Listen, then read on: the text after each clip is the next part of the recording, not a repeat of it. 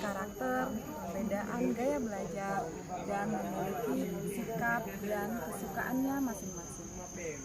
Nah, sebagai seorang guru, kita harus bisa memahami perbedaan tersebut agar ketika kita melakukan pembelajaran bisa menyenangkan bagi murid dan sesuai dengan minat yang mereka sukai. Nah, sebagai seorang guru, bagaimana caranya agar kita bisa memenuhi semua kebutuhan belajar murid agar pembelajaran tersebut menyenangkan dan berpihak pada mereka? Untuk itu, salah satu strateginya adalah dengan melakukan pembelajaran berdiferensiasi.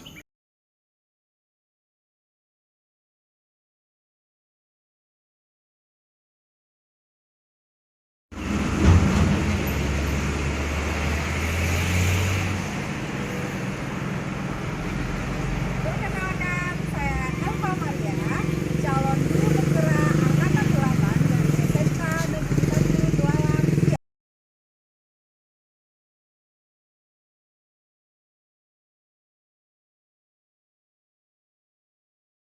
Sebelum melakukan pembelajaran berdiferensiasi, saya sudah melakukan asesmen atau diagnosis kognitif kepada anak untuk menilai gaya belajarnya.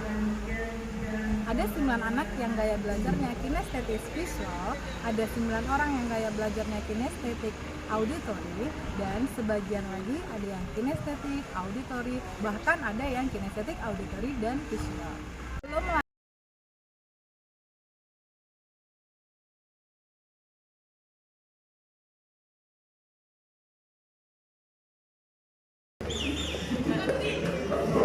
Assalamualaikum warahmatullahi wabarakatuh. Waalaikumsalam warahmatullahi wabarakatuh. Selamat pagi. Pagi, Bu. Apa kabarnya? Oke, baik. Sebelum kita memulai pelajaran kita pada hari ini, mari kita sama-sama berdoa dulu untuk supaya nanti pelajaran kita dari pertama sampai selesai diberkahi oleh Allah Subhanahu wa Ta'ala. Siapa yang mau mimpin berdoa? Iqbal mana? Oke, silakan pimpin berdoanya.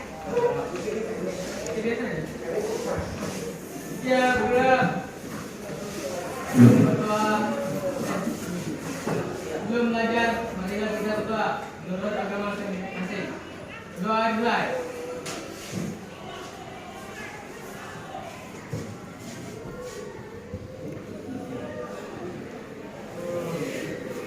Sudah selesai. Ucapkan salam. Assalamualaikum warahmatullahi wabarakatuh. Waalaikumsalam warahmatullahi wabarakatuh. Selamat pagi. Pagi, Bu. Oke, sebelum Ibu cek kehadirannya, tadi Ibu perhatikan ada beberapa anak Ibu yang bajunya tidak seragam, yang bajunya tidak sesuai dengan keyakinan kelas kita. Peraturan kelas kita adalah memakai baju sesuai dengan aturan yang sudah ditetapkan. Nah, kenapa bajunya tidak seragam? Kenapa tidak pakai baju sekolah? Kak Piki. Bu. Kalau bajunya basah, padahal harusnya dipakai sekarang, itu berarti keyakinan kelas apa yang kita langgar? Tidak mematuhi peraturan. Itu berarti apa namanya? Kalau tidak mematuhi peraturan, nah, tidak bersikap disiplin positifnya tidak dipatuhi atau tidak dijalankan. Ya, oke. Ibu absen dulu. Yang tidak hadir hari ini siapa? Oke, baiklah, hari ini kita akan mempelajari tentang identifikasi jenis kayu. Nah, apa itu identifikasi jenis kayu? Nah, sekarang coba perhatikan gambar di depan. Kira-kira siapa yang tahu ini apa yang gambarnya? Papan. Papan atau kayu? Kayu, papan. Nah, kira-kira tahu nggak ini kayu ini namanya kayu apa? Nggak tahu kayu apa namanya? Nah, kalau nggak tahu berarti supaya kita tahu ini nama kayunya kayu apa yang harus kita lakukan? Nah, mempelajarinya. Misalnya contohnya gini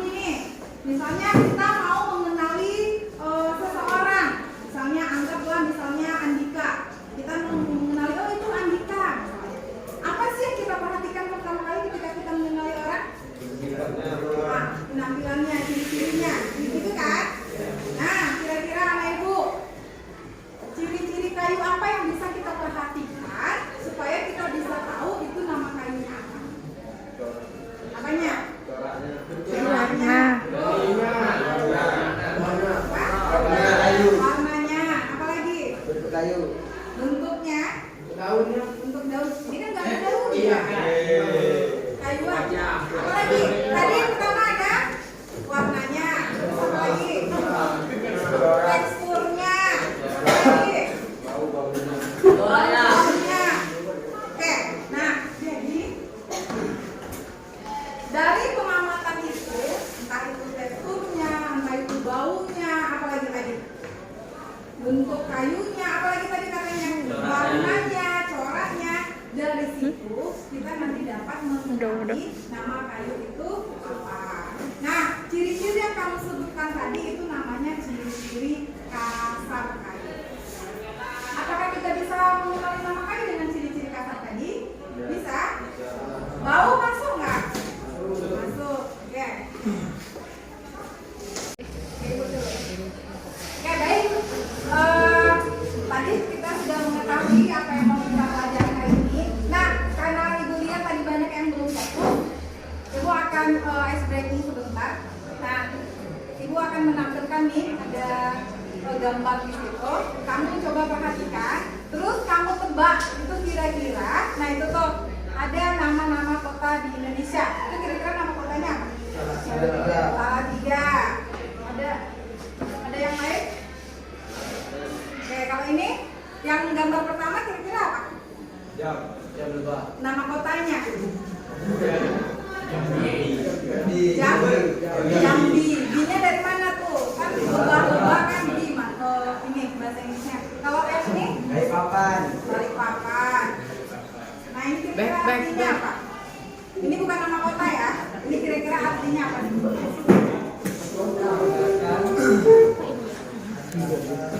Daerah.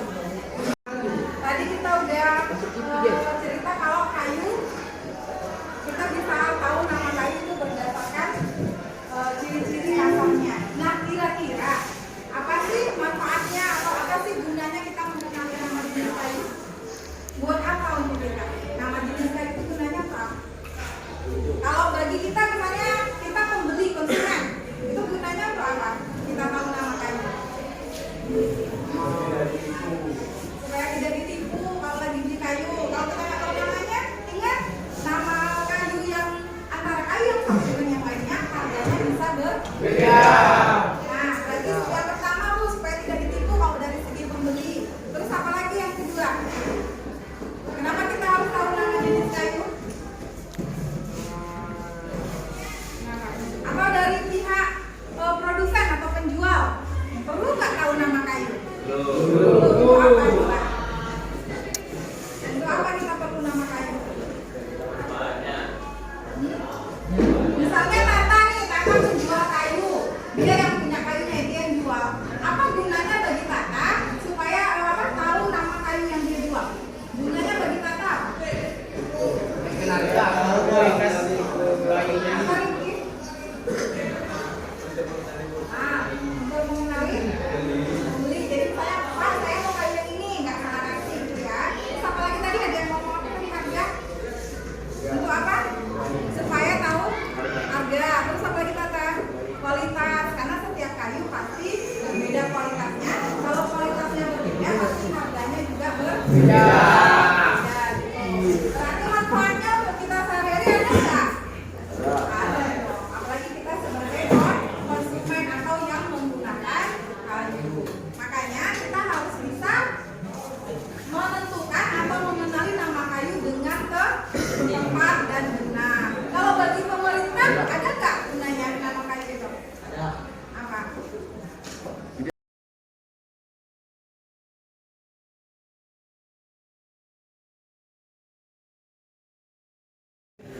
Tadi kita juga udah belajar manfaat dari penetapan nama jenis kayu apa, ya. Terus sekarang Ibu sudah membagi kamu beberapa kelompok.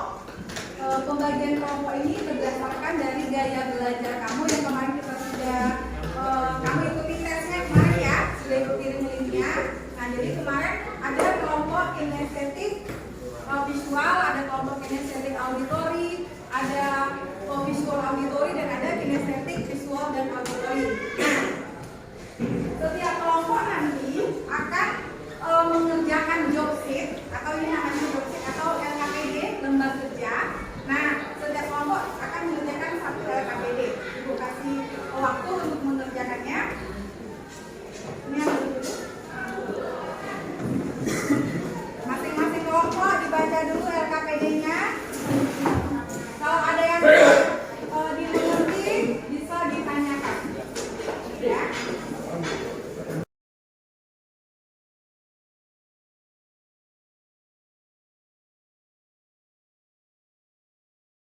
sekarang kamu sudah membaca LKPD-nya atau sudah membaca job sheet-nya? Ada pertanyaan? Tidak, sudah dipahami? Oke, baik.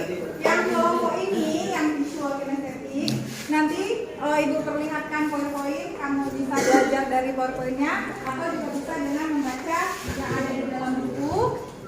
Yang ini sama yang kelompok belakang, kamu tadi Ibu udah share link-nya, silakan kamu lihat dan ditonton. Itu nanti ada video YouTube tentang pengenalan jenis kayu. Mengerti? Nah, silakan dipelajari dulu di kelompoknya. Kalau ada yang belum dimengerti, silakan bertanya.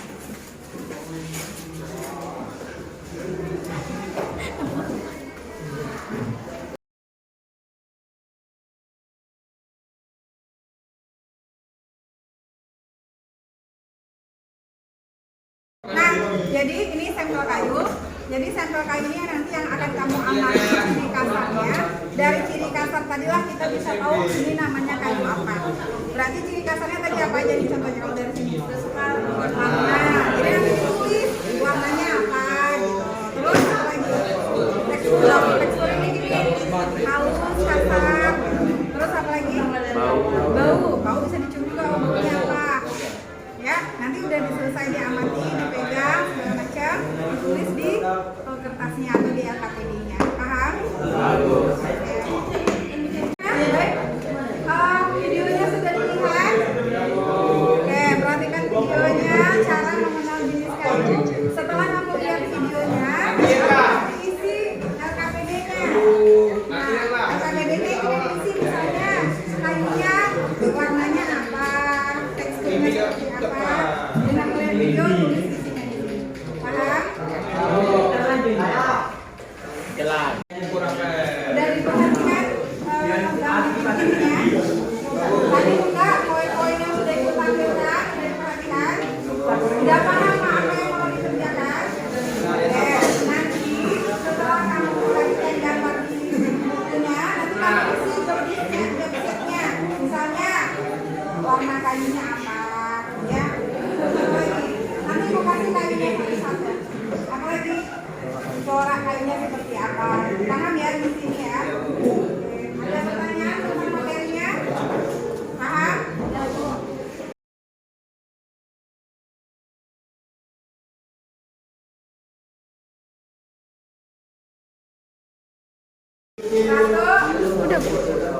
dua, tiga.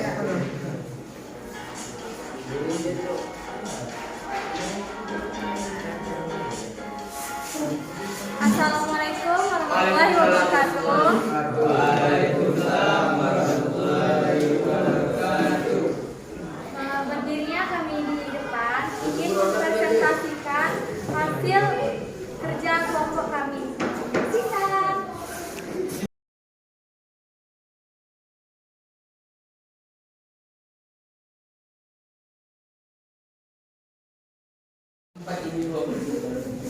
Silakan kelompok 3 kalau ada mau ditanyakan.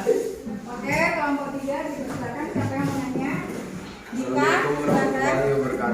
Waalaikumsalam warahmatullahi wabarakatuh. Saya ingin bertanya tentang kayu. Kita kan sudah tahu ciri-ciri kasar kayu dan kita belum bisa mendapatkan nama kayu tersebut. Apa yang harus kita lakukan selanjutnya? Oke.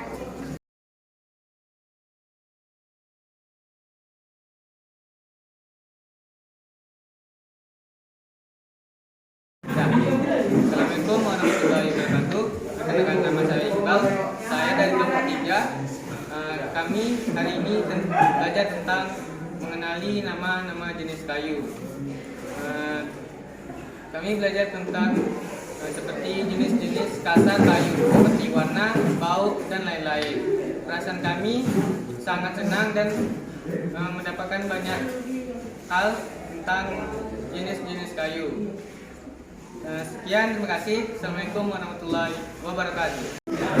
Nah, jadi hari ini kita sudah belajar tentang bagaimana menetapkan nama jenis kayu berdasarkan ciri-ciri kasar kayunya. Kan tadi gitu ya, ada apa aja tadi? Ada bau, warna, apalagi tekstur, corak dan lain sebagainya. Nah, tadi juga ada pertanyaan dari temennya.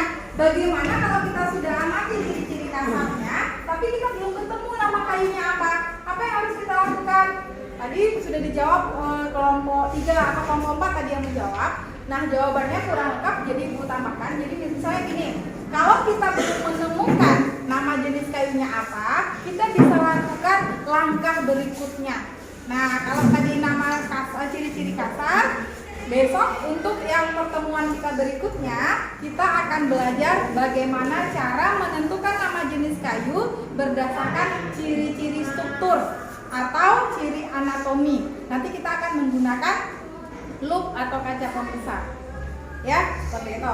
Oke, demikianlah pelajaran kita pada hari ini. Sebelum kita menutup pelajaran, mari sama-sama kita berdoa. Silakan dipimpin oleh tadi siapa yang pimpin? Iqbal, silakan. Saya berdoa sampai bertemu Senin depan.